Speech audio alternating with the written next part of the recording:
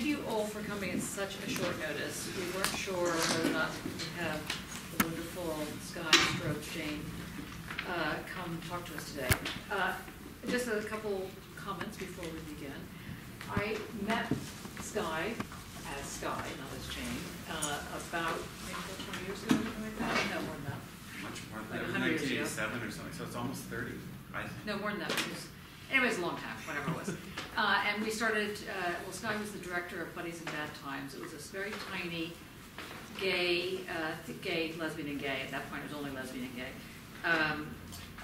theater company in Toronto, Canada, where I was living at the time. And it was in porn houses. That's where we started our shows. And I came to it because it just seemed like an interesting show. And also, there were like 4 people in the audience, you know, like a couple of dykes and one guy sleeping, and these drag queens doing their thing on the stage. I thought, this is fantastic. Anyway, and so therein grew Buddies in Bad Times. I became president of the theater company. Sky remained as artistic director and everything. Well, the company could not have grown the way it did if it wasn't for Johnny. Anyway, so we managed. So then I came to, I moved to London. And the last time I saw Sky was about 18 years ago, we were figuring. So it's been really wonderful for me. Now Sky, since then, has come to become a very world-renowned novelist, playwright, wider than the Toronto. In fact, they have a street named after him now in Canada, so that's hilarious. Anyway, and we did all the good fights. We fought against the queer hatreds and the water guns and the horses and everything else that they put on us. But anyway, and I think, did you get arrested? I didn't get. I did get charged with because I was riding in the back of a cab without a seatbelt. That was when I was dressed up as Jane, going to an appearance, and yes, I was charged, and I fought the ticket in for it as Jane, so that was fun. But then there was also the time the police showed up when I was trying to break into the Sun, not break into, but trying to address the Sun newspaper, which was a homophobic newspaper, and the police were there. And then there was also watching the lovely time at City Hall where you did some shenanigans as well. Yes, I think City Hall was when I went to the, I can't remember, there were so many, but when I went to the trial. So anyway, then he decided to also just by the by get a PhD. He's a professor of creative writing and theater studies at University of Guelph in Canada, and he's here on research fellowship, presenting work on Shakespeare, and doing research on criminality and being queer, which is fabulous. And you are going to now read a selection from The Mummiad, and I will let you take it away. Do you want the lights on? The lights are fine as they are. This is perfect. Okay, good. So I do apologize because I didn't have my eyelash glue, which means that the eyelashes, I just put them on top of my eyes, and they seem to have stayed, oddly enough. And then, anyway, the wig has been to Globe Theatre in London, and Shakespeare's Globe, and it's been across the Atlantic, and I'm just not as, I'm never gorgeous, but I'm usually a little bit more put together than this, but I'll do my best. So, yeah, so this piece is called The Mummiad. I'm actually going to read you The Mummiad. And afterwards, we can have, hopefully, we'll just be able to talk a little bit about who I am and what I do and who Jane is and my mom, if you want to, because The Mummiad is a tribute kind of to my mother, and it was written for me to perform in drag. And my mother died about 2.5, I guess it's about 3 years ago now. And I loved her very much, and I don't have to go on about that because it'll be evident, but I also had a fraught relationship, as I think most of us do with our mothers. And I wanted her memory to remain alive, and the book has now been published, The Mummiad, and so it's there, it's out there. You can purchase it on Amazon if you so wish. This is The Mummiad. My grandmother. My grandmother was born in Maine, and she was one of 8 daughters. There would have been 10, but 2 died. Her name was Dorothy B. Goodnow. Yes, it was. It was spelled good enough, but pronounced good now. She said it brought her a lot of teasing as a child. The subtle difference between good now and good enough has been a very important factor in my psychological health. Coincidence? You tell me. My grandmother was a very beautiful, intelligent woman who always had bad pictures taken of her. And all the photos we have of her, she is scowling, but I know that she was hot. Or at least she was able to convince men she was hot. And she had 3 husbands, one whom she married in her 70s. The first was my grandfather, who was a farmer and a drunk. His name was Holman, and I have a picture of him playing basketball.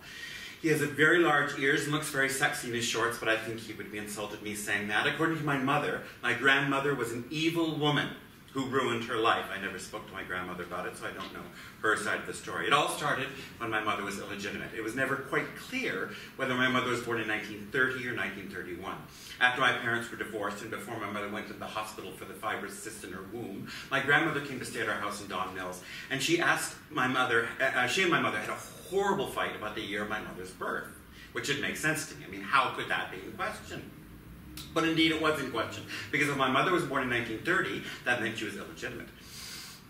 But if she was born in 1931, she was not. As you can see from my grandmother, as from my mother, denial was not just a river in Africa. Anyway, my mother complained to me later that the argument was all about what the argument was all about, which explained why she was born in Bridgewater, Nova Scotia, when we weren't even Canadian. So that was the first thing my grandmother did to my mother, which is connected to the second, which is my grandmother didn't want her. After my grandfather died, my grandmother wanted to be a fashionable teacher in Boston. She found my mother a hindrance to her selfish plans, so she made her stay with one of her uncles on her father's side. The uncle, according to my mother, molested her. My mother told us this many times. I have no reason to doubt it. Then finally, my mother was able to move in with my grandmother when she was 8 years old. But my grandmother put her to a class she was teaching at school. In other words, she was her daughter's teacher. No nightmare could compare to this, according to my mother. When my mother was 14, my grandmother married a telephone repairman who was an alcoholic. His name was Jack, and he was one of the kindest men I have ever known. When my mother was 17, she married my father. She told me later that this was partially just to get away from my grandmother. I never really understood what was so horrible about my grandmother, except that she had neglected my mother and didn't love her, but I guess that's bad enough. I just knew my grandmother was a very nice little old lady who kept bread in the oven because she didn't cook. And as someone who introduced me to Dorothy Parker and Anne Morrow Lindbergh and would say fondly about Carol Burnett or Lucille Ball or B. Arthur or Carol Channing, don't you just love her? According to my mother, though, my grandmother may have appeared sweet at the time, but she was secretly crafty and cunning and hatching plans that she put into practice in a feminine, beguiling way. For instance, if we ordered a pizza, my grandmother would say, "Oh no, none for me." And then we were eating, and she would say, "Oh, do you mind if I just have a little corner of that piece?" When we were children, my grandmother was also in a couple of car accidents and had to have a brain operation, and had to eat baby food for a while. I used to love it when I was 8 years old, and my grandmother would feed me her baby food. I liked it better than adult food. But my grandmother said the whole thing was no picnic. However, my mother claimed that my grandmother had actually been in a car accident, that though my grandmother had actually been in a car accident, she had exaggerated her symptoms. So she was a hypochondriac and just wanted attention. My grandmother's second husband, Jack, died of cancer, and my grandmother married a rich man when she was in her 70s and moved to Florida. They lived in a classy trailer home called Shangri-La. It really was classy, believe it or not. I saw pictures. I never went to see her in Florida because my mother told me that my grandmother didn't really care about me and there was no point in my going. I wasn't very motivated to go, but my mother's constant harping on how my grandmother might pretend that she wanted to see me, but in reality she didn't, and really wasn't comfortable with my homosexuality, made me decide not to go. After her third husband died, my grandmother was put into an old folks home by my mother. Excuse me, pardon. My mother flew down to Florida, even though she hated flying, and made all her funeral arrangements and said, "I'm not going down there when she dies. I just can't handle it." My grandmother lived to be 99 years old, and my mother seemed to think my grandmother was living long just to spite her. "She's taking away my old age. I can't get old until she dies." My grandmother died in 2005, and 6 years later my mother died when she was 80. I guess my mother got her wish. I wish I understood the relationship between my grandmother and my mother better. Perhaps I'll never understand, though, because my problem was the opposite of neglect. It was overlove. My mother loved me too much, or at least she loved the person she thought was me, an innocent, unsexual, a boy ill-equipped to deal with the vicissitudes of life. She loved that boy more than she loved the world. Did my grandmother ruin my mother's life? Can a mother ruin your life, or are you responsible for your own fate? That is one of the questions I wish to explore here. Two things I remember when I was little. One was when I was 6 or 7 years old and I spoke to my mother. I remember we were sitting in the den in Buffalo, New York, and we closed the plastic sliding doors and separated from the dining room, and I said, Mom, I'm very worried about something. And she said, what? And I said, I just feel, it was very hard for me to say, I just feel I have nothing to look forward to. My mother didn't know what to say. There's nothing special in my life, nothing I have to look forward to. My mother was very perplexed by this, and she told me later at the time she was very worried that I said this. But she was a good mother. Or was she? She told me that she would get my father to build a little area in the basement that would be separate from the rest of the basement, and it would be my place where I could go, and it would be something to look forward to. She promised that she would get my father to do it. And when I was done talking with her, I felt a lot better. My father never built that room. The second thing I remember was when I was doing an ice dancing competition. Oh, don't ask, I was a terrible ice dancer. Anyway, they posted the results on the wall in the skating club, and I was very breathless and competitive, and my skates still on, looking at the results, and I thought it said that I had won, and my mother looked at me and said, no, you're reading it wrong, dear, you came in third. And she looked as if she felt so sorry for me. I can't even think of it now. Well, neither of these memories are fond memories. Really, they are very traumatic, and when I think about it, I get very stressed. My mother loved me way too much. She wanted to protect me from the world. She moved my sister and I up to Toronto, partially because she was in love with Jerry, but also so I wouldn't get drafted in the future in the Vietnam War, which hadn't really arrived yet, but she knew was coming back in 1965. So because of her, I am still alive today. I mean, obviously, I would have made a very bad soldier, duh. So yes, she protected me, but she protected me too much. She wanted me to depend on her, and that was her problem, very destructive for me. She never pushed me out of the nest. I had to push myself out of the nest. When I was 18 years old, I had a meeting with my mother and said, I have something to tell you. I am not your friend. My mother was very hurt. How can you say that to me? I told her that she was my mother, and that was different than being my friend, and that we should both have friends other than each other. My mother never forgave me for that. Liza Minnelli. There are moments in every relationship that only happen once. That moment is the peak. Before was preparation. I'm trying to look attractive, but I think I really have to wear these glasses. I have to put them on. So much better. That moment is the peak, but before was preparation, after is downhill. I think that Liza Minnelli was privileged to have witnessed one such moment between myself and my mother. I was sitting in my room, I guess doing nothing, and I got a phone call from my mom. At that time, she lived in the Sutton Place Hotel. It was very glamorous. I remember my friend Nick once saw my mom getting out of a taxi at Sutton Place Hotel, being ushered to the door in one of her fur coats, and he said, I understand why your mother lives there, for she lived in a dream. My mother lived in a dream for years at the Sutton Place Hotel. Everyone thought she was a movie star, but alas, she was only my mother. Later, when she stopped going to my openings and book launches, she said, I didn't want to go to those things anymore. Everyone just wants to talk about you. My unmotherly mother. So she called me, and we spoke in a kind of fag, hag, mother, drag queen, son shorthand. Liza Minnelli is downstairs. They're just having a drink at Alexander's. I'll be right over, I said, and hung up the phone. It was as if we'd been preparing for this moment our entire lives. I wore something black, but in the 80s, that's in fact all I wore. I remember we sat at the bar opposite Liza Minnelli, who sat at a table. She was talking and laughing with some guy. She was very short. And I kept looking at her. Of course, I thought she was cruising me. Well, after all, Liza does have a thing for gay men. I don't remember anything that happened after that. In fact, that's all I remember. This event has become mythic, so I thought I'd tell you about it. My best friend recently reminded me he was there too, and he was, but my brain won't let that in. In my head, I only think it was me and my mom. It was a moment that only we could share. It had never happened before. It will never happen again. The sex manual. When I was about 14 years old, my mother gave my sister and I a sex manual. It was very old and the pages were yellowed. It was more of a pamphlet. She told us we should read it. The only problem was that it was the same sex manual that she had used with my father when they were first married, which of course she happened to mention. And there were comments scribbled in the margins. The one I remember most clearly was in a section called Ride 'em High, with a big exclamation point after it. Apparently, when men have sex with women, they don't realize, here's some info for you guys if you need this, don't realize sometimes that the woman is getting most of her pleasure from the friction of the man's pelvis, not penis, on her clitoris. And so if the man fucks her high, with his pelvis pressed upwards and into her, she's more likely to have an orgasm. Well, beside this exhortation, my mother had written in the margins, ha! The sarcasm was not lost on either my sister or myself.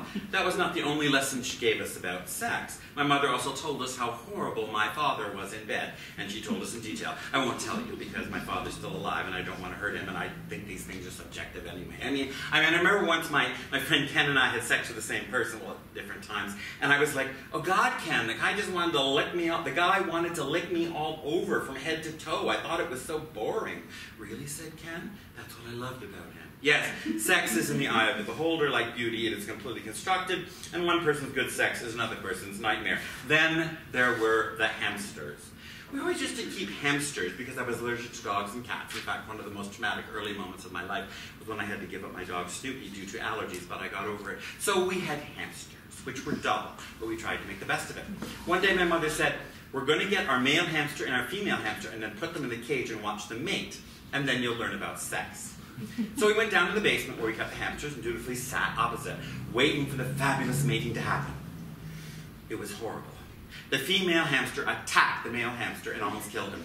And then there was the fact that my mother was always sexually frank with me until I became a homosexual, and then she clammed up.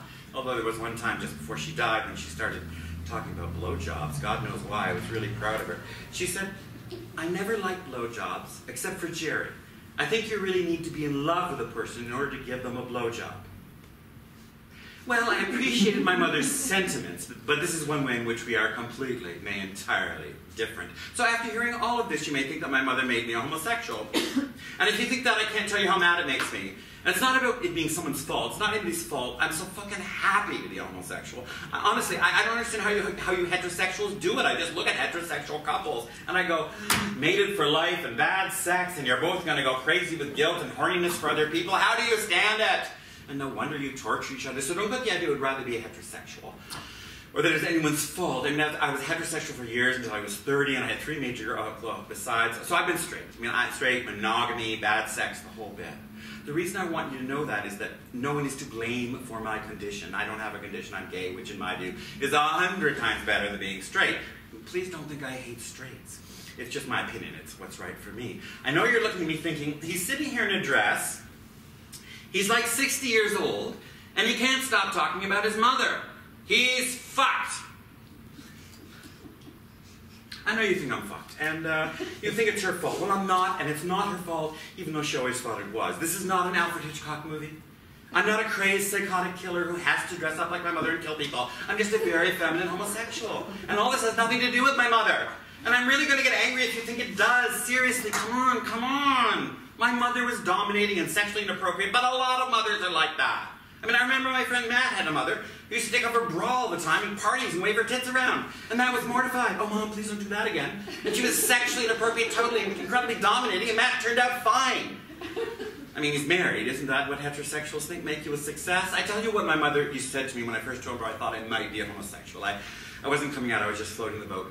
Which was when I was 13 years old. She was very nice about it, and she told me it was a phase, but I shouldn't worry about it, which I think was the nicest thing to say when you're to a really fucked up little nerd like me who was just guilty about everything and who just decided to add homosexuality to the list of things he was worried about when he reached puberty. Anyway, I remember saying to her that the boys made fun of me because I used to ride my bike with my Raggedy Andy doll in the bicycle basket. And that meant I was a homosexual.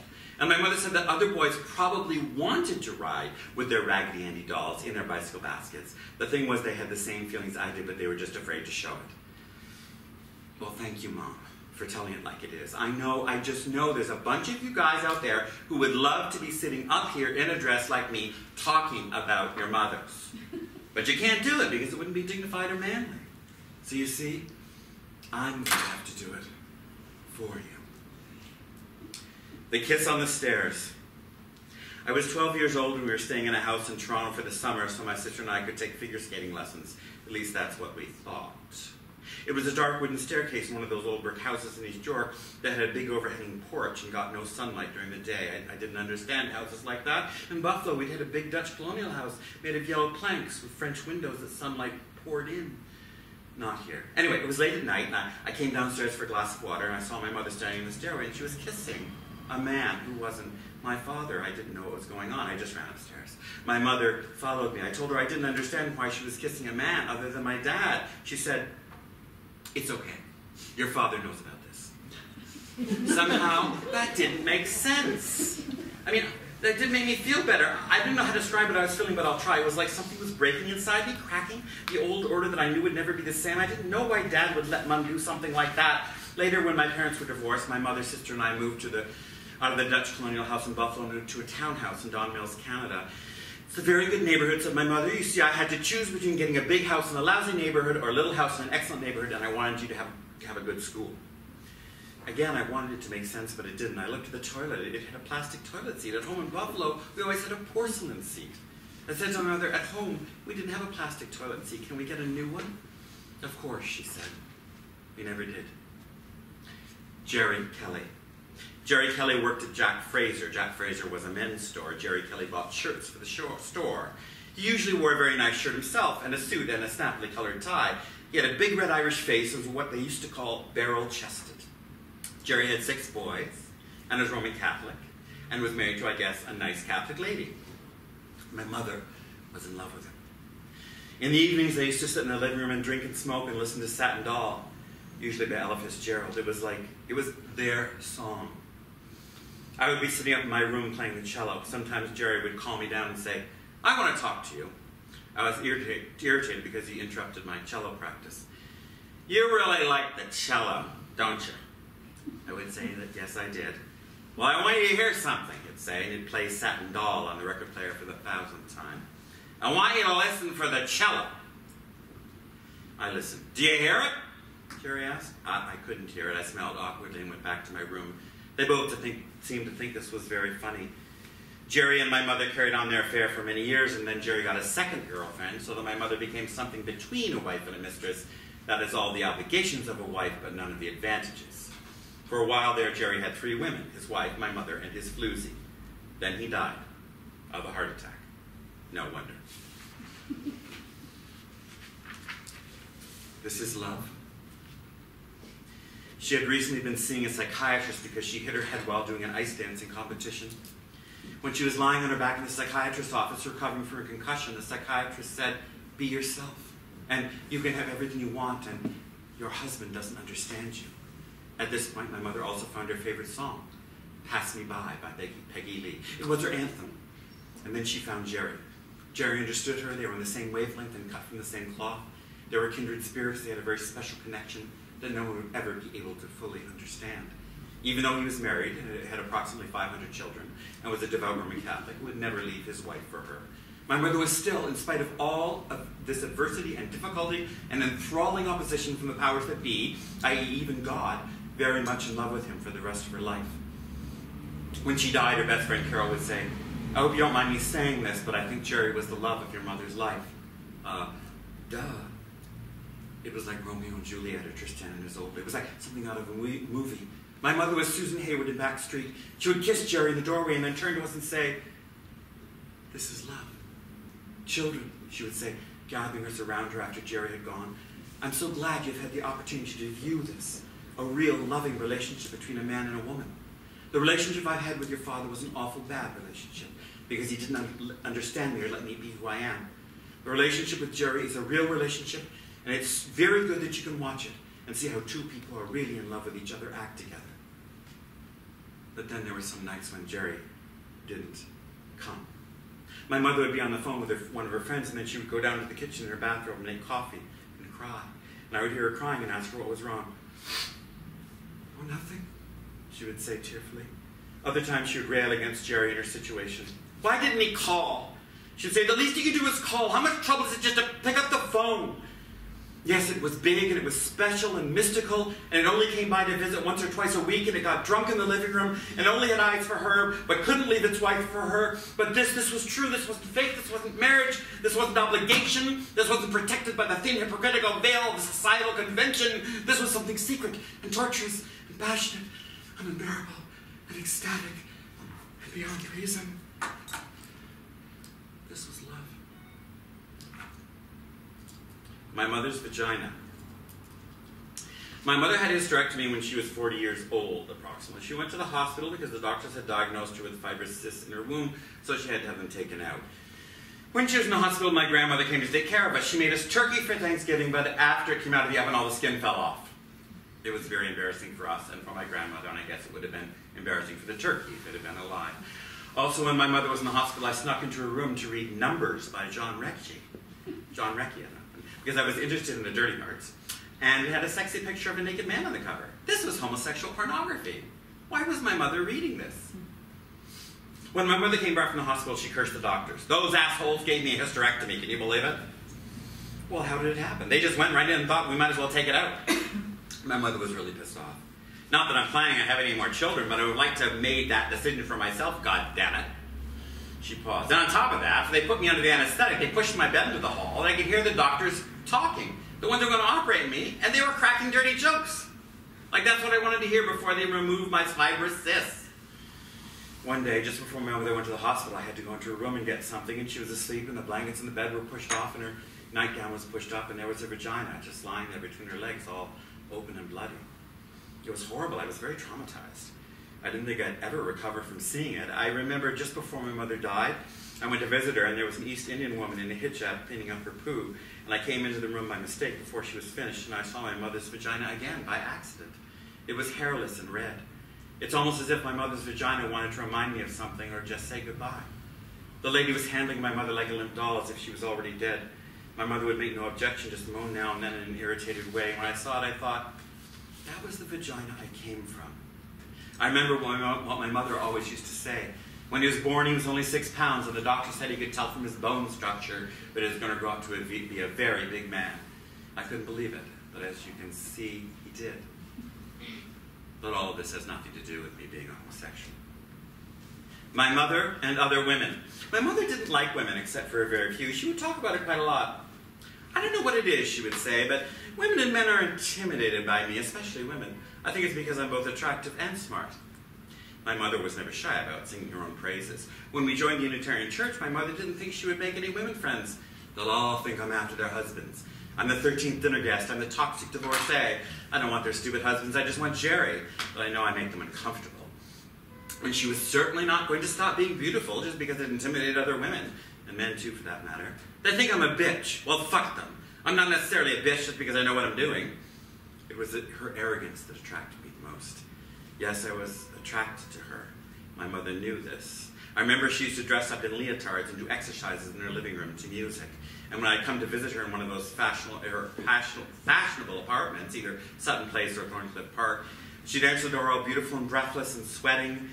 Again, it was something out of a movie, only this time it was Murmur of the Heart or Spanking the Monkey. And her outfit would be low cut, and I could see every inch of her body in it. And she just asked me to watch her exercise, or exercise with her, or dancercise, or something else embarrassing. Anyway, I didn't want to do it, but I can't remember what, and it would just feel inappropriate. Was this incest? I mean, we never did anything, although I do have weird dreams of lying in bed with her when I was a baby. But I think that's just because I had if I had false memory syndrome, it would really make me into a certain type of girl. Yes, my drag came from her. It comes out of her. Yes, I want to be her, my mom. And if I was more interested in women, I would have had sexual fantasies about her, as I imagine some straight boys have about their mothers. Don't they? Or am I having sexual fantasies now about the sexual fantasies straight boys have? Could be. But why wouldn't anyone want my mother? I mean, my mother just was like Mary Tyler Moore with slightly exotic eyes and full lips and high cheekbones and hair that was always perfect. And her hair was ash blonde. Her outfit colors were beige and gray. In the later part of her life, she only wore silver jewelry. When I dress in drag, I am my mother. I like to have a cigarette, if possible. Should I have a cigarette now? Oh, but I don't smoke. None of us smoke, do we? So let's just get that out of the way and have one. My mother used to hate it that my sister and I didn't smoke. Whenever we stopped smoking, we would walk into the door and she would offer us one and act hurt if we didn't take one. She said she didn't like to smoke alone. There now I'm smoking, and I'm turning into my mother. Oh, I'm so beautiful. All the men want me. I have to beat them off with a stick. It's such a problem. All these men wanting me, said my mother, because the men in business were constantly propositioning her and being assholes when all she wanted was Jerry, who was beautiful, special, and unparalleled in his unequivocal unavailability. When I think of my mother, I think of Shirley MacLaine with Robert Mitchum in Two for the Seesaw, not a very good movie, but her name is Gilda, and she's a dancer, always in tights, like I remember my mother. And Robert Mitchum reminds me a lot of Jerry. He's a businessman. His character's even named Jerry. And like my mother's Jerry, he never calls, he's married, and of course he's unavailable. And the best scene is when he hits her for her own good. First, she admits she enjoys having a one-night stand and getting fucked by a strange man who has, as she puts it, quite a lot to offer a girl. And at this clear reference to another man's large penis, Shirley MacLaine has just gone too far in a female desiring excuse me, and intimidating frankness, and Robert Mitchum slaps her and tells her she has no self-esteem. Yet, he slaps her in the name of her self-esteem. That makes sense in a sexist, 60s sexy kind of way. That reminds me of my favorite line in Lucky Lady, a horrible film starring the horizontally talented Pia Zadora as a Hollywood writer. Right, yeah, we believe that. And she's sitting in a bar at the low point of her career, and some sleazy man is trying to get her drunk, and he asks, wine? And she says, why not? It's cheaper than self-respect. My mother was a woman. What does it mean to be a woman? It means I am aware that I am wanted. Everyone wants me. I don't care. No, I really don't. I mean, I don't always want to fuck them. In fact, I rarely do, and I will decide who I fuck. I may not even fuck at all. Other women don't like it. They don't like it that I'm so desired. But it's comforting to know that you want me. My mother and the lesbians. My mother didn't like lesbians, at least she thought she didn't, but they kept creeping into her life. I know that brings up an image of lesbians climbing the outside of her apartment building trying to peer in, or lesbians crawling around the corner of hallways trying to get a glimpse of my mother in a fetching negligee. That's not exactly how it worked. But when it came to the lesbians and that were in my circle of friends, most of them made my mother very uncomfortable. She didn't like Gwen, who was a bull dyke. I don't like Gwen, she'd say. She's so unfeminine. No, not of course, not like you, Mom, who loved Ayn Rand and campaigned for Goldwater and would make Sarah Palin look shy and retiring in comparison. Yeah, right, soccer mom. You should have met my mom. My mom who was so fucking stubborn, even in death, that she would have died alone in her apartment if we hadn't intervened. And I say this because at the end, part of her intestine had no blood flowing through them, and her arteries were literally hard. That's what the doctor said. No, not like you, those lesbians. Anyway, my mother did like Moynihan. She's nice, my mother would say, basically because Moynihan was feminine and beautiful. Two things my mother could identify with. Now, Moynihan is not actually nice, at least not the way my mother meant. She is quite strong and a forceful type who also happens by chance to be feminine. But all my mother could see was that she was pretty and wearing a dress, so she could relate to it. But generally, when it comes to lesbians, my mother couldn't be friends with them, or so she said. Except for the fact that all of her friends were lesbians. Well, not Drew, not Joyce, not Joy. Not those two J friends, and certainly not Carol, but there was another J friend, Judy, who loved my mother very much and always used to invite her out to dinner. And my mother really liked her. And then at one point, Judy admitted she was a lesbian to my mother, and my mother found it uncomfortable to be with her all of a sudden. What if Judy was sexually attracted to her? Well, I would say, hey, for sure, Judy was, as Judy would have done anything for my mother, and often did. That is, get her out of sticky practical situations, drive her places, or pick her stuff up for her, move her entire apartment for her, because I think Judy was fully in love with my mother. My mother was not taking what she could get because of that love. But still, she did not like lesbians. And then there was Beryl. Mom always talked about Beryl and how she was her best friend in Calgary when she lived there with Richard, who I probably haven't mentioned. He was after Jerry, and unlike Jerry, was not emotionally abusive, but not just emotionally abusive, but he actually hit her. He was a crane operator and liked to listen to Merle Haggard.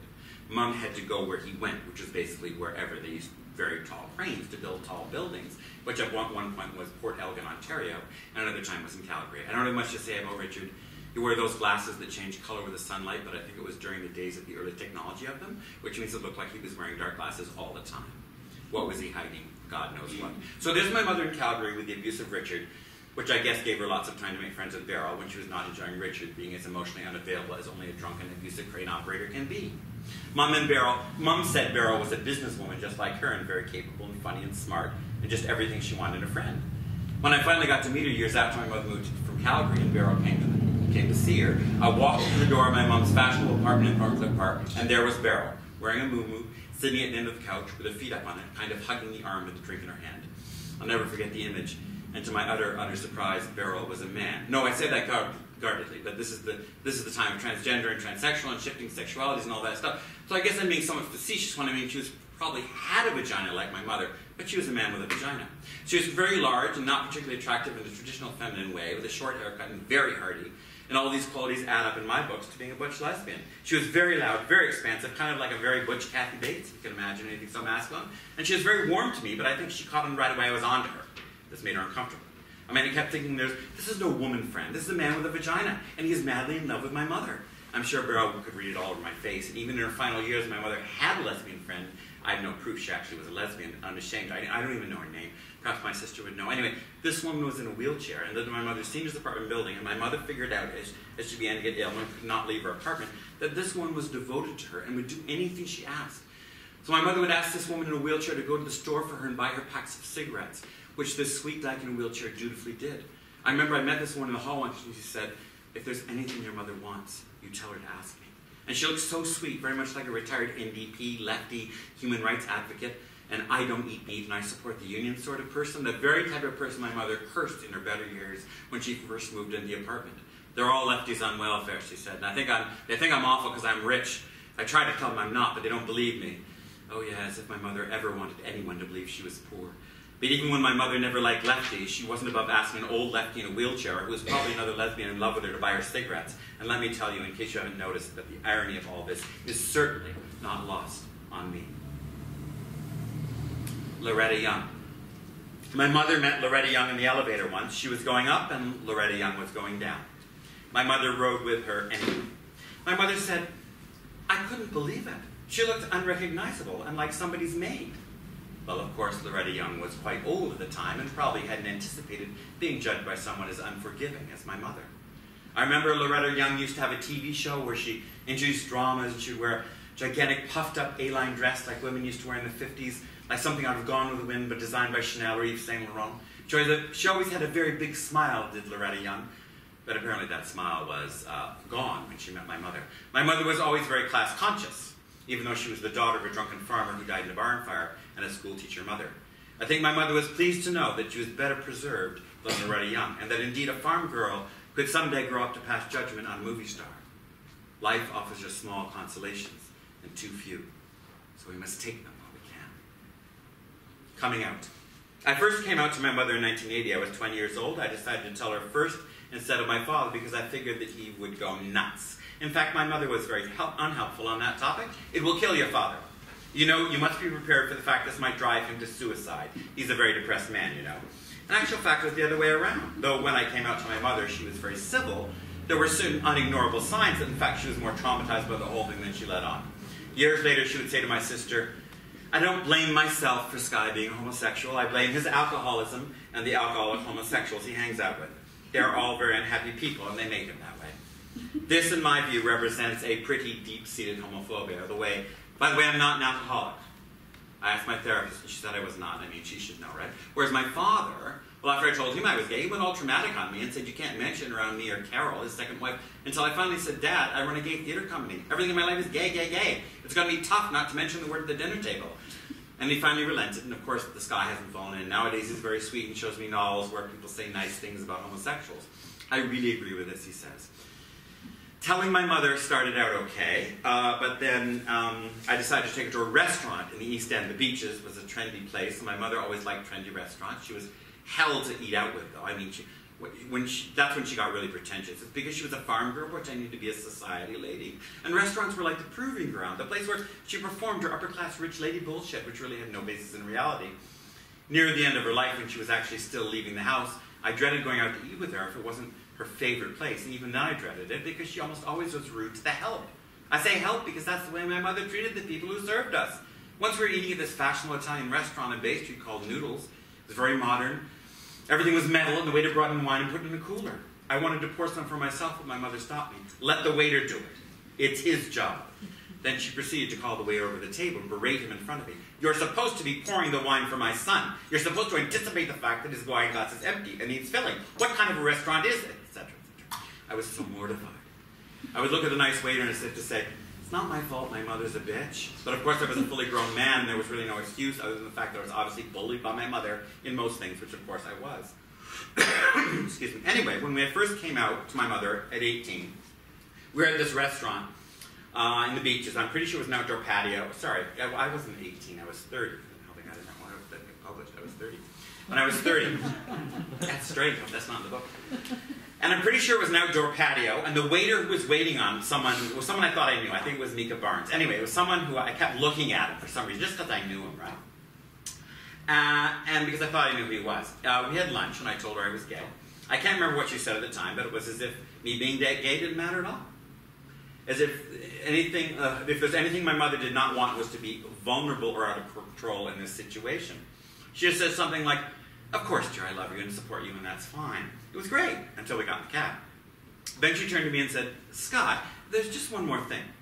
And her tone was very light at first, and it was a very inconsequential thing that I should not worry about at all. "Could you do me a favor, honey?" "Sure," I said. "Promise me that you will never, ever do that again in public. Never put me through that again." And I asked, "What?" She said, "I saw the way you were looking at that waiter. You were making eyes at him. That's what we used to call it in the old days, making eyes. And I won't ever have you doing that again in front of me. Do you promise me that you won't do that?" This admonition was so severe, it frightened me. My mother often frightened me. Even till the end, I was afraid to be with her, I have to admit, because I was afraid she would turn to me and suddenly say, "What's happening?" or "I'm afraid." And how would I have answered her? What would I have said? Yes, you destroyed your mind with drink, or maybe you just have dementia, but at any rate, you've lost it. Could I have said that? But the fact of the matter is that my mother had spent her whole life avoiding being vulnerable with me, so this is the last thing she would do. And I know this sounds like a contradiction, and it is. Yes, my mother cried about Jerry in front of me, and I watched that whole relationship go down the tube, and she was more than obvious about how he had made her suffer, but that was very different. When she was sad about Jerry, she had power over me. Did she know that? But if she were to be sad because of me, then I would have power over her, and she would never allow that. It seems very important for me to make this clear to you. Have I explained it right? Two ways of going. My sister was visiting my 80-year-old mother the other day, and my mother just sat up in bed suddenly and said, "I don't like this reality." Before my grandmother died many years ago when she was 99, my mother visited her, and my grandmother reportedly said, "I think I've spent too long at the fair." What do these two different approaches represent? Conditions of analysis. Both my grandmother and my mother were at the same stage of dementia when they said these things. So of course, even though it's quite obviously difficult to understand what they actually meant, what the remarks meant to them, what they were trying to express, we can be sure that the remarks were made when both women were in a somewhat similar state. In other words, when leaving this life, the consciousness that we live in, or imagine we live in, but let's not get into that now. So number one, I don't like this reality. Well, of course she doesn't. My mother never liked this reality, did she? That's why she was always trying to escape with booze. But more importantly, that's why she drew me into a little world with her when I was young. A world where I was the prince and she was the lady, and she loved me more than anything. And she showed me more wonderful times than I could ever have with anybody else ever. How is my boyfriend expected to compete? Of course he can't. No one can. There'll never be another world like that, like the world I had with my mother. Because she could read my mind. Yeah. And she thought I was the most wonderful person in the world, and I always wanted to please her. And of course, ultimately I always did, because we were one. We were one. Hey, you can't beat that. Two, I think I've stayed too long at the fair. I like this leave-taking better. This is the way I want to be when I slip into dementia. First of all, it suggests that you're leaving a place that you don't actually want to leave, i.e. the fair. I mean, a fair is a nice thing. You get cotton candy, and then you get to be sick in the ride. So since we all have to leave, isn't it better to regret leaving than to want to get out, i.e., I don't like this reality. If you regret leaving the fair, that means you've had fun there at some point. If you don't regret leaving, that means life is horrible and depressing. It doesn't really matter if you live or die. Of course, there's one advantage to not liking this reality. You can just lay back down to bed and go wherever you want. Whatever reality there is in that dementia road with no regret. Yeah, hey, but call me crazy. I vote for the regret. Conclusion. It's not easy to say which is the better way after all. We're not weighing taking a car in public transit, but I will be sitting in the hot tub in the bathhouse, if they still have bathhouses. And a cute boy will be sitting beside me, if they still have cute boys. And he'll be feeling sorry for me, if people still feel sorry for people. And he will look at me fondly, if people still look at people fondly and say, "What's up, old man?" And I'll be feeling a little bit sad at what I perceive to be a jibe, because after all, I can't get it up, if people still can't get it up. And I'll be slipping into dementia if people still slip into dementia. And I'll say, "I think I've stayed too long at the fair." Then I will slide into the slippery side of the hot tub that is greased with decades of sperm and drown in the whirlpool. The boy who will be stoned on ecstasy, if boys still get stoned on ecstasy, will run away scared if people still get scared. And I will be found the next day by the bathhouse attendant, if they still have next day. That's the way I think I will go. David Carradine. My mother was friends with David Carradine. They were drunks together. Then he hung himself while trying to get an erection. But their friendship ended long before that. I need my glasses. glasses. Long before that, when he slugged her. No, this is a true story, I swear. Okay. My mother was very glamorous and beautiful all her life, but in actuality, she was a drunk who had a thing for men who hit her, or had the potential to hit her, or at least to emotionally abuse her. And in this way, she was like America, or at least the American people. But that, of course, doesn't mean I didn't love my mother. But in fact, I always loved her a bit too much. My love for my mother is kind of like patriotism, perhaps like an aria from a Verdi opera. At any rate, because she completely checked out of my life and everyone else's, she became friends with David Carradine. She used to hang out at Bistro 990 on Bay Street across from the hotel in which she lived. Yes, hotel. And she loved to chat up stars there. Well, one day, she met David Carradine, and they became fast friends. I think they were just a pair of suicidal world-class drunks, but anyway. I've become friends with David Carradine, she said. He's a really swell guy. My sister and I were impressed and did not argue. He was making a movie in Toronto, and every time he came to Toronto, they would hang out. Then one day my mother said, I'm not friends with David Carradine anymore. We asked her why. Oh, we got into a fight and he hit me. It was in the newspaper. She showed us the clipping. The article said, an unidentified woman was slugged by David Carradine in an altercation. My mother seemed to be quite proud of having been slugged by David Carradine and having been identified as the unidentified woman. This from the woman who, despite many efforts to the contrary, intervention made by myself, several therapists, and life, I could not stop loving. What my mother did to me. Okay, I'm going to tell you the bad thing that my mother did to me, but I'll keep it short. Now, I don't want to blame her, and I don't even think it was her fault. I mean, look at her life, for Christ's sakes, molested and married at 17. It's not about that, but you have to know. So here goes. My mother tried to keep me safe from the world and taught me I was not able to deal with the world with her, and that no one in the world was good enough for me but her. This was in the guise of loving me, except it wasn't me she loved, if you want the brutal truth. In the sense that I was not a fragile child who needed her in order to function. I was in fact a strong and talented and somewhat fierce little boy and later man who was perfectly capable of fighting battles on his own.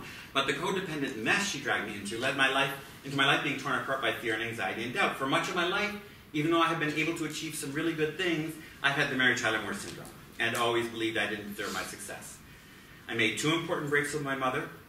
One was in 1975 or so when I was in group therapy with a very nice social worker named Elizabeth Ridgely, who I'm forever thankful to. I was saying in group therapy that sometimes inside I felt like saying to myself, fuck you, mother. But I was guilty about feeling that. And Liz said, why? Why do you feel guilty? And I said, well, because I wouldn't want my mother to know that. But how would your mother know? Asked Liz. She can't read your mind. That was a huge revelation. The other revelation came from Dr. Madigan, and a few years ago I had projected my mother out onto her and imagined that she, my therapist, wanted me to break up with my boyfriend. So I left the home I had bought with my partner, and I took the cat in the litter box and all my best outfits and moved into a cheap room in Toronto saying I was leaving him. Now my boyfriend was being a right shit at the time, but he didn't deserve this, and I didn't really want to leave him. But I thought the therapist was my mother, and that she didn't approve of my boyfriend. Why would you think I didn't approve of your boyfriend? Asked Anne. Well, because my mother always hated everyone I went out with and thought they weren't good enough for me. So now that's over. I've told you the truth. My mother lived in make-believe. My mother lived in make-believe, and so do I. It's more comfortable there. So you mustn't believe everything you read, especially these poems or whatever they are. There was a world she took me to, and that world was in her arms. Was that a good thing? You be the judge, because all fantasy is like chocolate frosting on a cake. It comes in a can and doesn't cost much, or does it? After all, my mother lived in a fantasy, and look where it got her, but I loved her anyway. I remember when I was 17 having anxiety attacks, I went sort of crazy with it when I talked to my mother, and of course she talked me out of it. What really calmed me was watching Adam's Rib. I remember after I came down, I sat and watched that old movie, and there was something about it that left me completely comforting. What was it? Before I used to think it was because it was an old movie, and now I realize, no, it was Katharine Hepburn.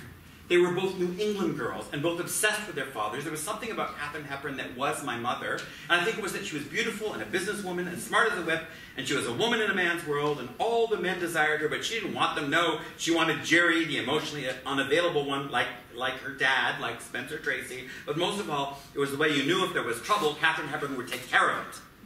And is that not the essence of mom? So don't let anyone tell you being a mother is about baking cookies. It has nothing to do with baking cookies. It has to do with being a fucking man, which means taking care of things, which is what mothers do better than anybody. Charlie Sheen.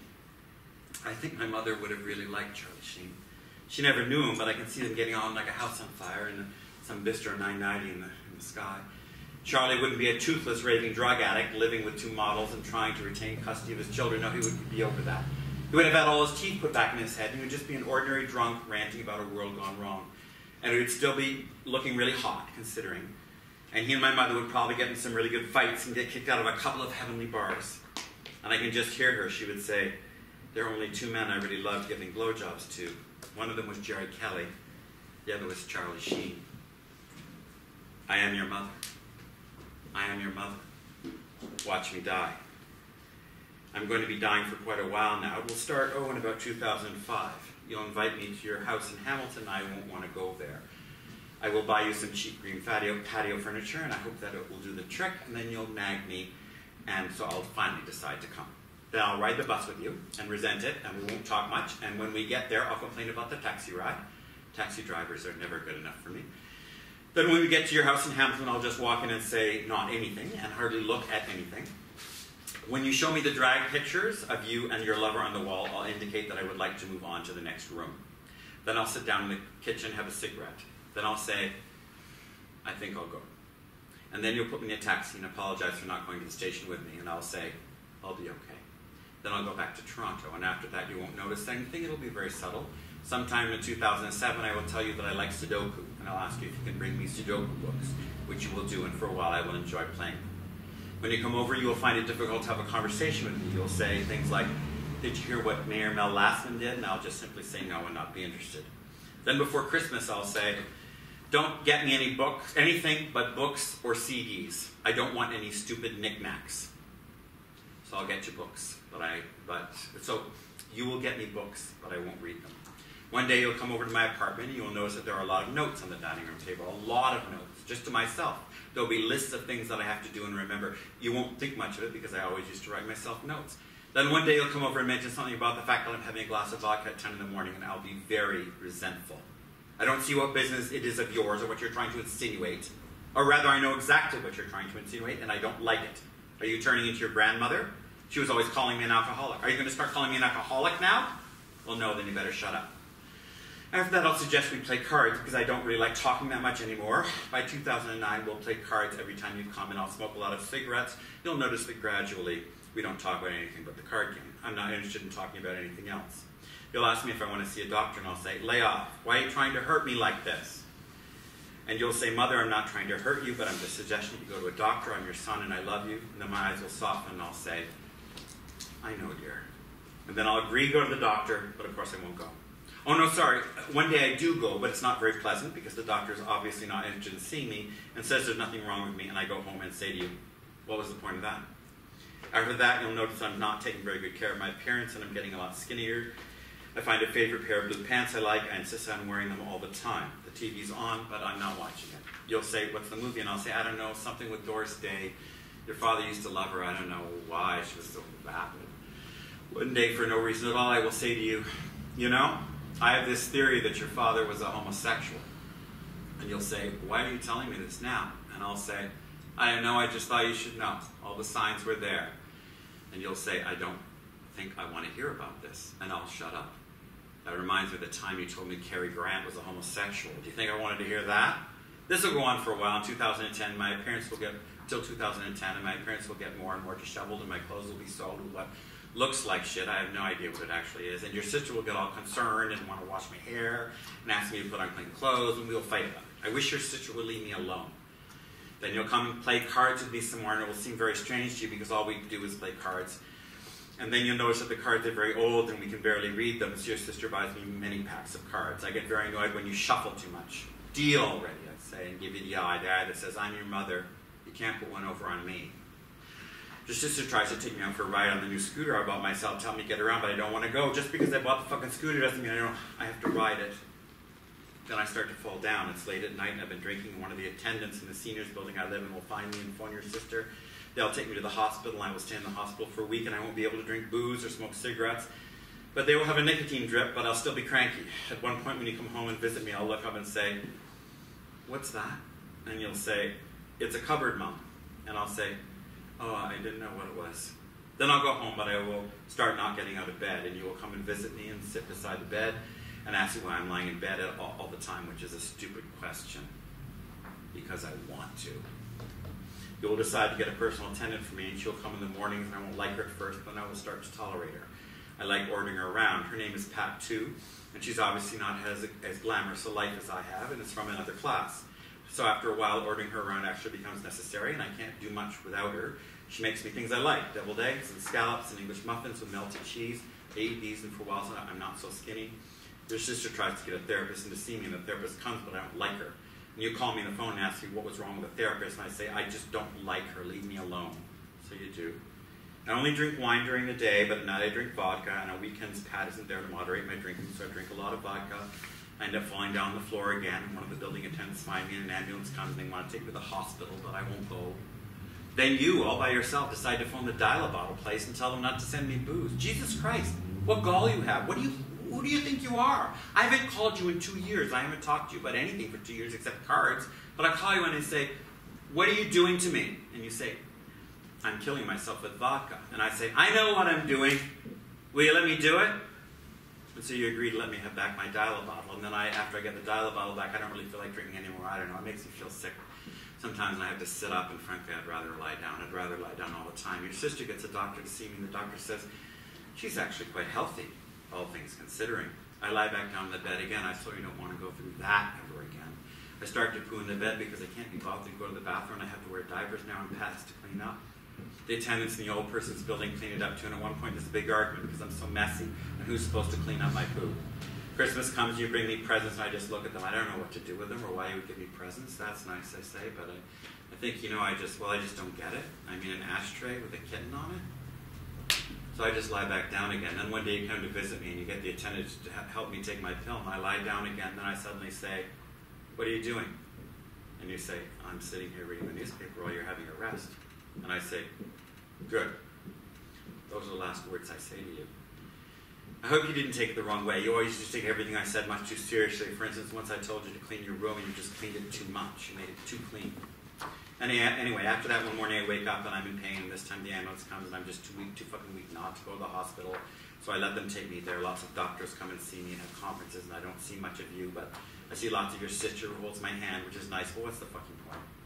Then they tell me part of my intestine is dead and I might live with an operation, but they would have to be hooked up to machines, and the other possibility would be to let me die. They ask me what's my choice. Of course I want them to let me die. Why do you think I've been shoving the living will in everybody's face? I don't for how long? And why do you think I insisted I should be beside my bed? It should be beside my bed. For God's sake, let me go. The nurse tells your sister, since my living will says that I should not ever get any fluids, it won't be too long before I die. You're in Hamilton, but you take the bus to Toronto and watch me die.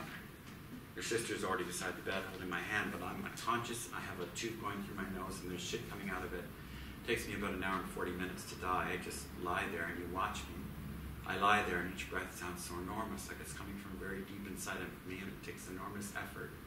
It doesn't seem like such a frail person could take such deep breaths.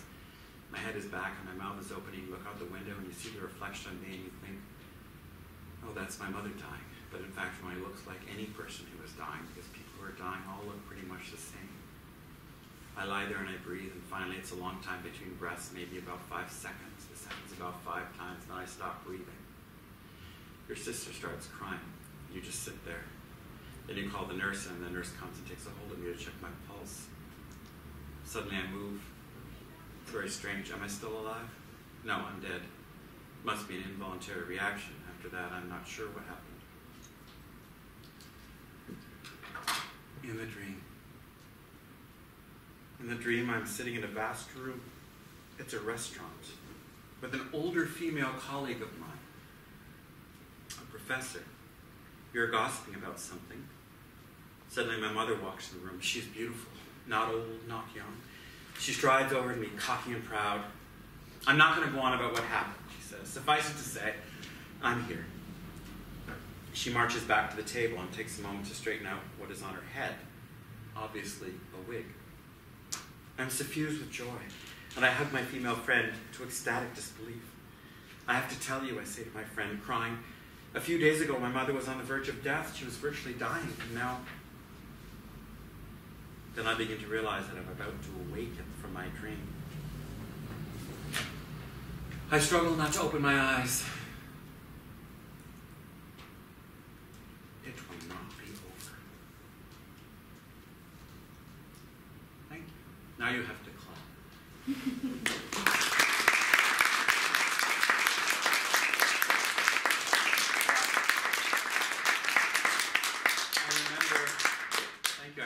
doing a piece about Pasolini in front of, and some of my friends were Aboriginal Canadians who came to see it, and there was a whole band of them, so to speak, and they were so sweet, and afterwards they came up to me and said, Pasolini was here. You know, so when I'm doing my mother poems, I don't know whether she came here for you, but for me, you know, she's always there, and that's one of the lovely things about doing the poems is that I feel quite possessed by her. I felt that time I was being severe with her now and then, but I think you can imagine, I hope you can see how much, how beautiful she was and how strong she was. And I know I go on and on about how she fucked me up, but she didn't make me homosexual, that's for sure. I was homosexual. So I don't know if there's anything you want to talk about, if there's anything you want to ask about the piece, or if there's anything you want to say about the piece or what it's talking about. Yes, Johnny? First of all, thank you very much. You're welcome. Very intimate and fantastic journey. Really appreciate it. When did you write it? Well, I did write it probably about 2.5 years ago or 2 years ago, because she died, and then I just worked quite furiously for a few months on it, and just sort of, you know, I just had that scene which I read, my sister and I going and watch her die in the hospital, and then I went and wrote it, and the idea was to create a kind of memorial to her, and to bring her back, and just there had been so much. I felt that there were so many stories and so many things about my that I'll never forget that I wanted to put down. I don't know what else to say, and so that was on her. Yes.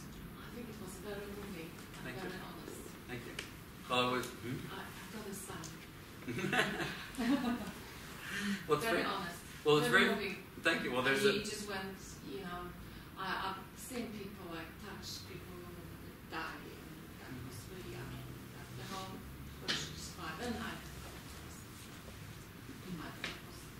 Oh, thank you. Well, I mean, yeah, I felt very inadequate. My sister was much better. I tried to indicate that subtly. She was much, even though my mother hated my sister to the very end, she was, of course, the one who was willing to help her so much. And I was terrified. I helped her to my capacity. That's all you can really do, unfortunately.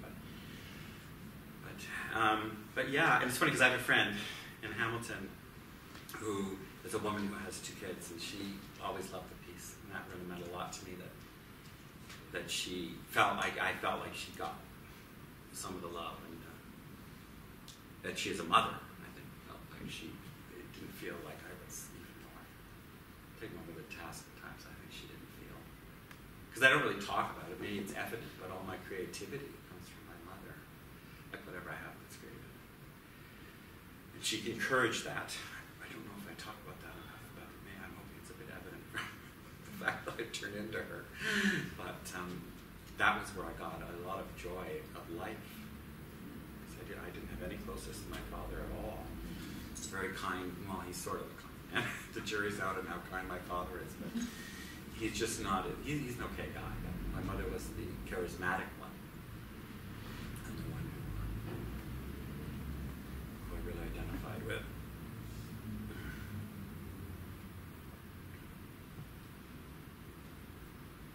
And yeah, so I've been being Jane for since like this is Jane, this is about 1997. I came out when I was 30, and I never did any drag at all. And then when I met Sue, actually, I had written Drag Queens on Trial. I had a friend who was a drag queen, and I wrote a play about him, because his stories of being the bottom of the pile, being an effeminate boy, blowing the football team, whatever, being abused, being a drag queen at the bottom of the pile. I wanted to create a story about that, so I created a play called Drag Queens on Trial that was about a bunch of drag queens who are on trial. I think it's just for being drag queens. They have to defend themselves. It's been a long time since I wrote that. But then after I wrote that play, I decided to go out as Jane, and Jane has the horrible, boring name because I dressed up as Tarzan and Jane, and I went out and tried to pick up. Part of it was because it was kind of famous in Toronto, in this small town of Toronto. It was kind of famous. I wanted to be, and infamous, and a lot of people didn't like me and whatever. So I wanted to be Jane. I wanted to be in disguise and get picked up in disguise. And it kind of worked. Jane was quite popular. But then I started to perform as Jane, and I started to actually, I wrote a couple short monologues, and then I wrote a couple plays.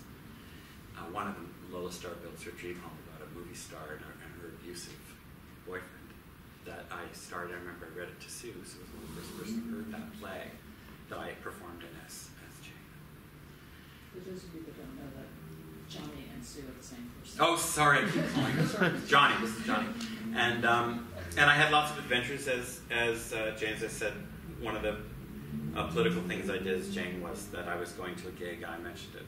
I was in drag, and I was going to a poetry gig or something, and the police stopped the car and searched me, searched my handbag, charged me, gave me a ticket.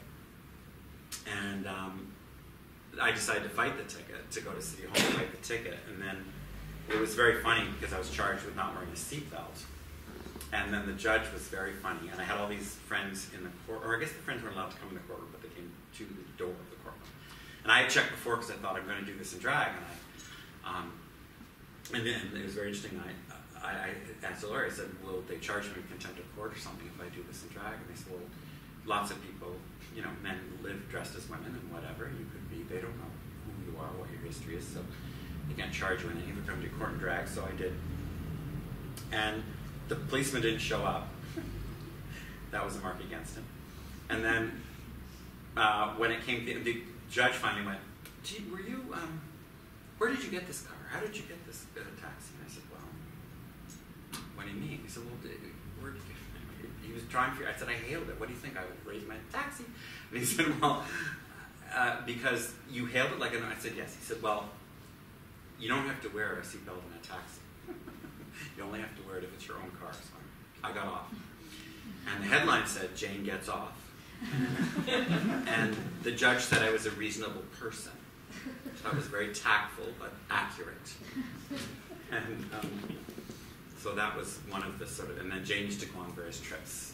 And Jane would go shopping to the Eaton Center, and a lot of people would come with me to pick out a dress. And I went to a meat store once, some meat shopping, and people would come along. And I did a tour of, as Jane, of all the places I had sex with men in the around the gay village. So that was the little bit of history of Jane. And now Jane appears more for this, and now and then for artistic gigs. I don't do as much Jane outside of performance, the odd performance, but it's just she just releases a lot of who I am.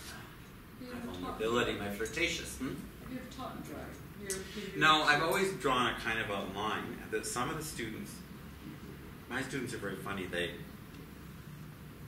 They're on the web, of course, but I just think they're looking at movie stars, and I think they forget to look me up, because if they look me up, like some of the really aware ones kind of know that I'm well known in Toronto, but some of them don't. I remember when I first started teaching, I had a student come up to me and say, this is like, I do have graduate students, but this is an undergrad student come up to me and say, I saw a picture of you online. It was like, I know what you're doing. I have the goods on you. I don't know what it was. And I felt like, and I just said, I know, I'm a drag queen. I've always been a drag queen. I got this job, and I teach sexuality and theater. And so the cat's not out of the bag. Been out of the bag for a long time. That was interesting. But since then, no, I would say it's more the opposite, partially. Like, I'm a little bit worried about, I'm always worried about boundaries and distances because I'm a gay man and because I'm a bit effeminate. And so I think that this is just, for me, it's all the parts of me that I would rather my students didn't see. I'd rather they didn't know that I had great legs. I'd rather they didn't know that I'm very flirtatious. I'd rather they didn't know that I was extremely vulnerable. So it just doesn't seem like Jane has a place in academia, though Jane does now and then do readings and performances in academic context, like this, but not teaching. I don't think I've ever done anything big like teaching as Jane. Hard for me to imagine. Sorry, can I ask? if Sky had given this presentation, how do you think we would have seen that in a different way? Yeah, I can't say how you would have seen it. It's really funny. I mean, I would say I wouldn't be as comfortable, for sure. I would say that I've struggled all my life with being, it's only recently that I've figured out that I am an effeminate male and I'm a large-bodied man. Now, you'd think it wouldn't take me like 60 years old to figure out that combination is very weird for people. Like if I was, it's bad enough to be a feminine guy in a small body, right? Or to be gay and be in a large body but be butch, right? But to be a large man who looks like a football player physically, and people always say, do you play football? Are you in the army? And did you get your tats in jail? And I get that all the time, right? Sometimes it's really sexy, but I get, like, where'd you get the tats, man? In the, whatever the slang is for jail there. So fine, that's where they see me outside. And then I start talking, and I start, just being myself, which is a little bit girly or whatever. And people get really horrified, right? I would just say a lot of straight men, for sure. Some gay men. Or gay men who are horrified by feminine men, or gay men who don't want to sleep with feminine men and were into me, but suddenly I'm feminine. So, so I recognize the fact that, for me, being who I am, dealing with this kind of material, like being the way Sky is, dealing with this kind of material, it's like Jane gives me safety. I really feel safe as Jane, even though I'm technically maybe not. But you feel safe in terms of the fact that you can be vulnerable, but if you're teaching, you don't want to be vulnerable. No, I don't want to be vulnerable when I teach. I mean, the way I operate as a teacher is I just try to be I'm a clown. I try to be as entertaining as I could possibly be, and I try to keep them, by entertaining them and hopefully teaching them things, and then work them through stuff and teaching. But being entertaining, because if I get too personal, I just get very threatened by the whole thing, because I feel like they will have that attitude of, I mean, I'm online as being a slut. I'm online, and in the sense of not just that I don't go to websites. Not that I'm anything against it, but I don't go to websites and have sex. But I says things like Sky Gilbert, Toronto's slut, or like that's part of my reputation as an artist. So that I do feel a bit vulnerable. I mean, I had one student I remember who, none of this happened, and they're really open-minded. His parents were both therapists. So he was very open-minded. So he would make jokes and stuff, like familiar jokes. And I directed a couple plays at school, and he would get like just too friendly, right? And he wasn't like flirting with me or anything. He was just trying to show how hip he was, but I found it very threatening. I thought. I had another question, just to slightly different, something we've been talking about, which is around the role, not the role of drag, but what's happened to drag. Yeah. It seems that it's had like a bit of an interesting checkered history. Female drag, male drag, things in between drag, trans drag, and so on and so forth. And I wanted to know if you could comment on that. Well, I would say the politics around men dressing as women and women dressing as men are very different. On the one hand, I know drag kings and we have stuff in common and everything, but there's also a totally different cultural thing going on. And I think that even though some of the impulses are quite similar, but I think that checkered history for sure. When I first worked drag queens on trial, I couldn't take my drag queens to the bar to do advertising. If we wanted to go to the gay bar and do advertising, they wouldn't let them in because they were in this period in the late 80s when it was like, basically, that was the time when gay men were discovering how masculine they were. One of the many times they were discovering it. And so it was all about the men in the boots and the clone look, and drag was out. And it was not the point in the AIDS epidemic where drag queens were raising money for AIDS and becoming very politicized, but they were associated with AIDS politics. So it was more like 1985, soon after the outbreak of AIDS. So no, our drag queens aren't going to a bar. But then later in the 90s, drag came back into fashion, somewhat in the gay community, but there's still very much an attitude of a lot of gay men, you see it in sex online, they don't want a femme, whatever. But when it comes to then there's the whole thing of the trans movement. I found it very, very interesting that I went to speak at a high school just before I came here to London. And the teacher said to me afterwards, I mentioned I did it as a guy. I didn't do this. I read something else. And the teacher said, you mentioned being a drag queen. She said, that's very brave of you. And I said, well, it's a very controversial drag. And it was a notion that that it was considered, the drag is just, I just feel that drag is to some degree, I guess, politically incorrect. And I mean, I had a student, when I talk about being a drag queen in my class, I don't do it, but I talk about it. And I had a student who started talking to me about being a tourist, and she was telling me that I didn't know what it was like to be a woman, and then I tried to explain that I didn't. I understood that I didn't know what it was like to be a woman. It had more to do with experiencing my own femininity. But I just feel that that anybody should be able to identify it as whatever they want to. And a drag queen is actually my identity. It goes on my bio. And it's affected my life in the sense that, first of all, I'm an effeminate man. So I'm always kind of a drag queen. I mean, frankly, even though gay men who are effeminate, some of them won't self-identify as drag queens, they're kind of drag queens. And people view them that way. They see that femininity lurking there, and it's inappropriate.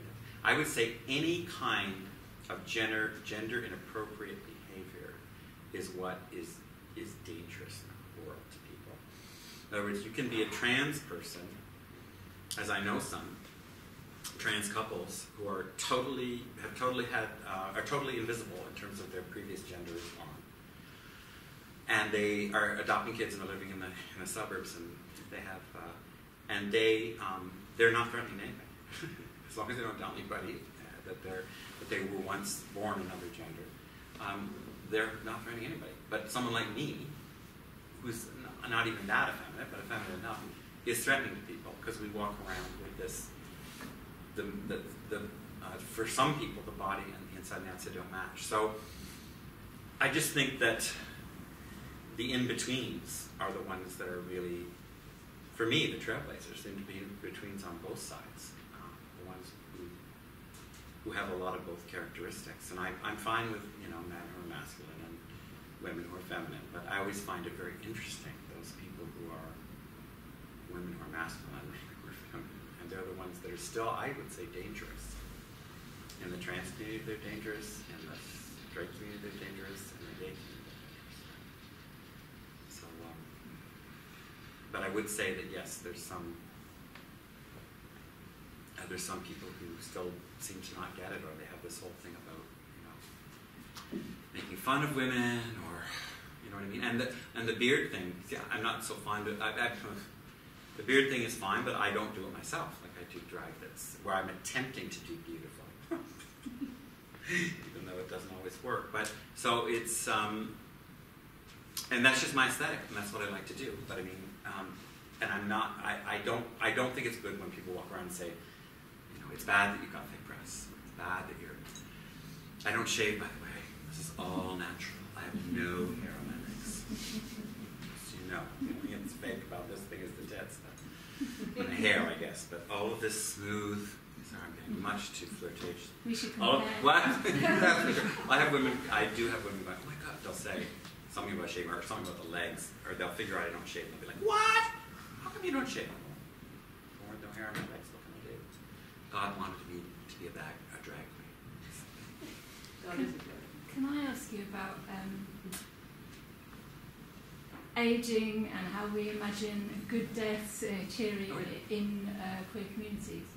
And I was really interested to kind of see that comparison on with it with my parents at the moment, and the march, but thinking of ourselves and how we imagine that. And I was kind of really interested and thinking about how this, the kind of fantasy was kind of having a young person there to kind of witness this passing on. I don't know if that's how I read it, perhaps wrong, in terms of your kind of telling of when I was in the hot tub, at the hot tub. Yes, yeah. That was totally my And I just wondered fantasy. where kind of community sits in relation to that. Well, That's a long question. Oh, okay. Well, I mean, I do think that we don't imagine ourselves old. And we don't, and the only way you're ever going to, I believe in that kind of pop psychology truism, that the only way, this whole book's written about this, the only way you're going to ever do anything is if you imagine it first, right, for yourself. So that's just true. You don't have to read a whole book, I'm just telling you. So, if you can't imagine yourself as old, and I think for a lot of gay people, it's an issue. It's especially an issue for gay men for the same reason it's an issue for straight women, is that there's so much body fascism around. I think gay men and straight women, they have to fight. So, but it's even, I mean, I read some wonderful essays. There's a wonderful by Ian Young called the it's gonna fail me. I will not too hard the title, but he talks about a lot about all the suicidal gay poetry and all that stuff. And even look at Rack the Fall, like not really cheery, and understand why these people. I'm not criticizing them. They obviously live in times where it's hard to imagine a future, but it's all about that kind of thing. How do we imagine the future? But for me, see, I don't see myself. I'm really believe in gay culture, and I really believe that there is such a thing. It may be on the wane, and there may be a lot of gay men certainly unwilling, and lesbians too, unwilling to participate or wanting to detach themselves from what I call gay culture. But to me, that world, which, and I define gay culture, if I can remember my definition, as gender weirdness. Gender weirdness, alternative to sexual, to marriage, to ordinary sexual sort of partnerships, alternatives to sexual partnerships, alternative sexual partnerships, something like that. Promiscuity, really, but something like that. It can be many things. It can be polyamory, it can be everybody jumps in bed together, it can be anything you want. So there's that. There's the gender strangeness, and then there is camp. For me, that's gay culture. So for me, my gay death will hopefully have something to do with those things. You know, I mean, and that's part of who I am. Like, I don't imagine going to church and going to heaven, and I certainly imagine having friends around, but I don't know. Like, I mean, I think that it has to do with imagining it is very important. Is really all I have to say, and we haven't done enough of that, right? And we haven't. And unfortunately, the unfortunate thing for me is that if someone wants to go, if you're queer and you want to go to a church, or have your family around you, and you want a pretty normative heterosexual type death, that's fine. I'm not criticizing it, but isn't it nice that if we had these all possibilities of having our lives finish in the same way, like the idea of gay retirement homes. And there's some people that say, like, well, why would you want that? Like, what? The big gay thing now is, I don't want a gay retirement home. I'm married, I have kids. All of my grandchildren, I just have we're just like straight people, gay people. We need a gay retirement home. I kind of need a gay retirement. You know what I mean? Like, I think there's something to be said for the fact that you could access the porn movies now and then. There might be strippers now and then. Whatever, like some certain people might be okay to wander around in their wigs and stuff.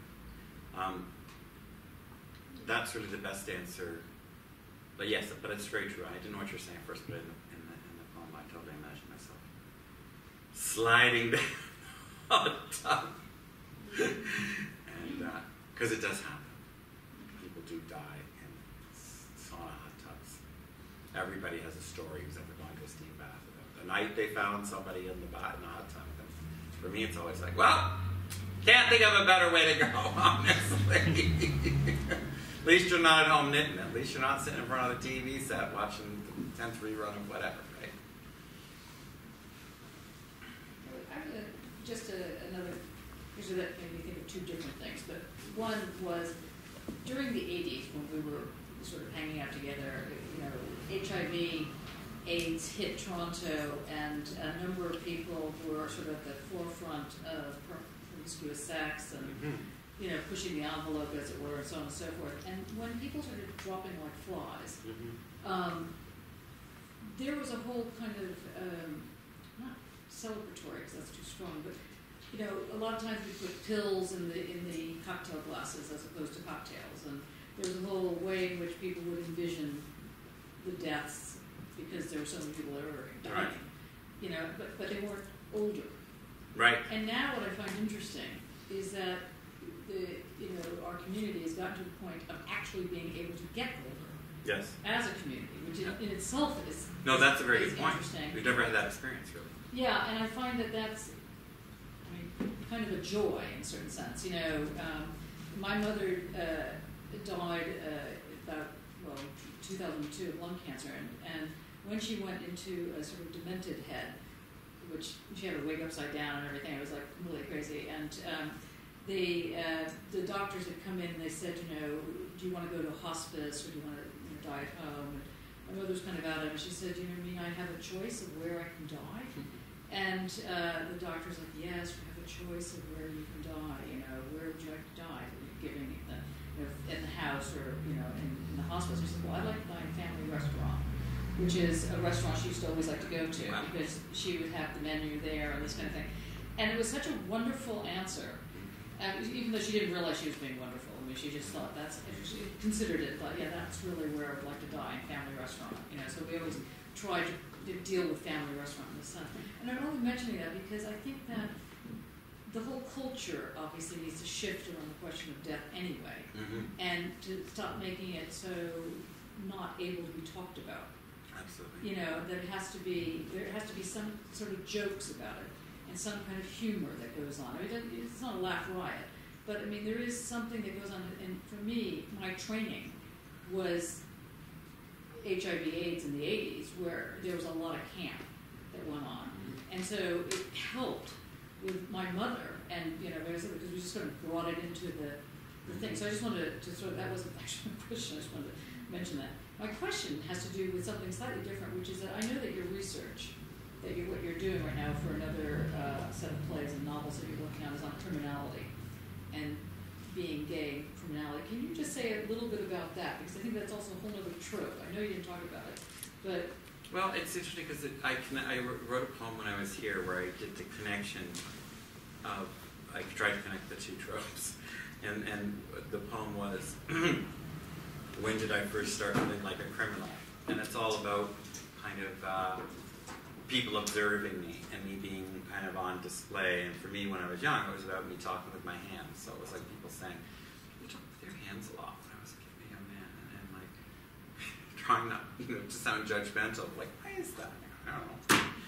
Talk with my hands, or I didn't even know what they meant at first, right? But then they were like, if your hands just move a lot, you talk. And then I became very self-conscious about it. And then when I went to theater school, they really got mad about my hands. And I was in acting school for a while, and they wanted me to not use my hands. And then looking back on this, I'm sort of giving you a précis of the poem. They said, they tried to make me to play the judge in Rita Joe, which is this horrid Canadian play, as opposed to a fop. You know what I mean? Like, there were parts for me. There were fop parts if you wanted to take advantage of my foppiness, and they wouldn't put me in that. And so I don't know. There was this whole. I've known for years that and how does that make me criminal? Well, first of all, there's the link. There's what I mentioned, Hitchcock's, Psycho. I mean, I don't know. I honestly don't know how many cross-dressing killers there are. Like, statistically, if you wanted to measure how many cross-dressing killers there are compared to just killers, there wouldn't be a huge number, I'm sure. And yet, it's a gigantic trope in Hollywood movies, for instance. And so it's just about. So there's that aspect of criminality. Like, I'm already a kind of criminal. I mean, there was a man in Canadian. His name was Williams, Colonel Williams in Canada, who was a horrible psychopath who cut up women, but he liked to dress as a woman. So there you go. And that was a big deal on the cover. I remember coming to class and talking about drag, 2 days after there was all this hoorah about Colonel Williams. And I just thought, here we go. Like, I'm not Colonel Williams. It's Colonel Russell. Colonel Russell. Williams. Okay, Colonel Russell. Yeah, thank you. But it was like, feeling really bad, that's just one of those, how is this not connected? So there's all that. I would say there's also the whole Foucault thing. So there's all this stuff about the way our culture decides what criminals are, and the way all sorts of behaviors are criminalized, and whether or not those are actually criminal behaviors and what is criminal. And for years we were criminals. Now the fact that we're not, but then there's also the criminalization of HIV. So that's something it's very big in the sense that in Canada we have a number of men and women, sex trade workers are in jail under aggravated assault for not disclosing. That's all. They didn't disclose their HIV status, right? And as much as it's funny because when I talk to people about this, they'll say it's not funny at all, but I'll say that and I'll go, well, don't you think you should disclose your? I'll go like, probably, sure, sometimes yes, but this is about putting someone in jail for aggravated assault for years or maybe in solitary, the horrible things they do, right? And it's all about demonizing HIV because, of course, why don't they have people in jail for assault for herpes? Like now you can take many pills for HIV. It isn't the same terminal illness that it was. Like in other words, why are we demonizing AIDS? And and one could go on about it, but so there's that aspect of it. So there's a way in which we'll always, and gay men unfortunately try to disassociate themselves from this issue and say, I'm a good gay, I would never, I'm not HIV positive, I'm a good gay, I'm not HIV positive, I use condoms, and so that would never happen to me, so I'm not interested in that issue, in the criminalization of HIV. I'm not interested in that. I certainly don't want to go on about sympathize with sex trade workers. I'm not aligned with them. So the conservative new gay man is not going to deal with this whole situation of criminalization of HIV. So that's a big issue for me. So there are various ways, and then I'm also interested in Oscar Wilde and Shakespeare on that level. So Oscar Wilde wrote about criminalization, about criminals in art. He had a famous essay called "About the Killer Was a Poisoner." I don't know if you ever read that essay. It's a fun essay. But he really went out on a limb on that one, and he talks about how, I'm not sure whether I agree with it. Of course, I'm not saying I agree with this, but I think it's pretty horrible. It's pretty misogynist. Sorry, I'm getting a cramp in my leg. It's pretty misogynist, but he said something like, the quote from The Killer, who was a poisoner, and he was also a portrait painter, Thomas Wainwright, apparently a fantastic portrait painter, supposedly according to Oscar Wilde. He poisoned a woman, and his line, which Oscar Wilde to some degree loved, was, yes, I had to kill her. It was unfortunate, but she had very ugly ankles, or something like that. So he made an aesthetic judgment of her and killed her. So Wilde was on about this, and of course I don't think that anybody should kill anybody for having ugly ankles, but it was interesting the way he liked to pull criminalization and aesthetics. And if you read something like, if you read a picture of Dorian Gray, there's a very strong sense of this criminal person who's going around venereal disease again. Here we go. Then there's Shakespeare, and I won't go on about her, have me here all day, but I believe De Vere was the real Shakespeare. Oxford was the real Shakespeare, not the man from Stratford. Don't let them tell you.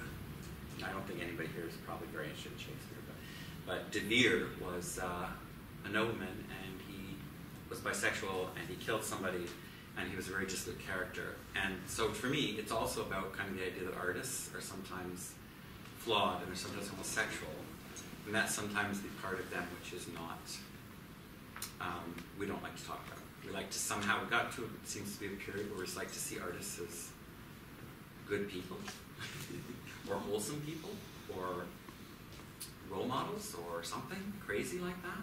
And my understanding is that nobody is perfect, and that artists are quite the best at being honest about that lack of perfection in their lives, and that's what makes them artists. So I don't, but sort of the Disney-fied world we live in. So there's that. So you've gotten the various things that I'm thinking about in terms of art and the criminal. But I can never pronounce his last name, but Guy Hohenheim. Oh. How do you pronounce his last name?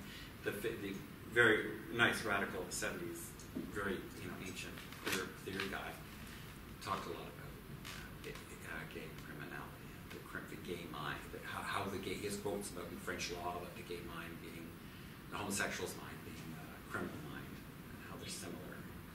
That's all. There's definitely links there. That is an excellent note to leave on. Unless there's a burning question of our time here. No? Okay, and we'll probably go get a drink down at Bar 1 if anybody wants to do that. So thank you very much, guys. Thank you.